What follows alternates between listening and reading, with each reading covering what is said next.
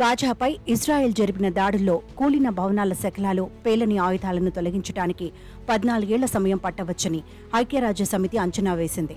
అది కూడా రోజుకో 100 ట్రక్కులను ఉపయోగిస్తే గాని పూర్తి స్థాయిలో శిథిలాల తొలగింపు సాధ్యం కాదని పేర్కొంది.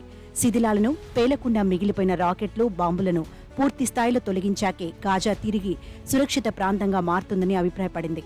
శుక్ర, శనివారాల్లో ఐరాసా డీమైనింగ్ నిపుణులు గాజాలో పర్యటించారు.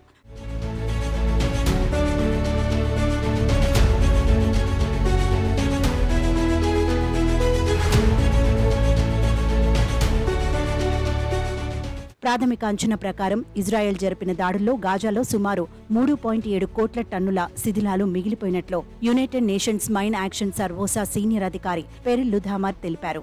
7 నెలల పాటు ఇజ్రాయెల్ తీవ్ర స్థాయిలో బాంబు దాడులు జరిపిందని, గాజాలో పేలకుండా మిగిలిన షెల్స్ సంఖ్యను ఖచ్చితత్వంతో లెక్కలు కట్టడం ఇప్పట్లో సాధ్యమయ్యే పని కాదని ఆయన అన్నారు.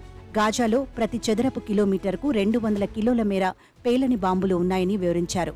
ఇజ్రాయెల్ ప్రయోగించిన మందుగుండులో కనీసం పేలకుండా మిగిలిపోయాయని ఆయన వెల్లడించారు. మరోవైపు ఇజ్రాయెల్ హమాస్ యుద్ధం కారణంగా పాలస్తీనీ మృతుల సంఖ్య శనివారానికి 34,388కి చేరుకుందని గాజా ఆరోగ్య మంత్రిత్వ శాఖ వెల్లడించింది.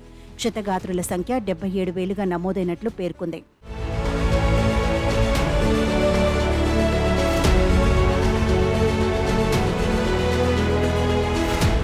మరోవైపు గాజాలోని ప్రస్తుత నిరాశ్రయులు ఉన్న ప్రాంతంలో కాల్పుల విరమణకు మరో అవకాశం ఇవ్వబోమని ఇజ్రాయెల్ డిఫెన్స్ ఫోర్సెస్ స్పష్టం చేసింది.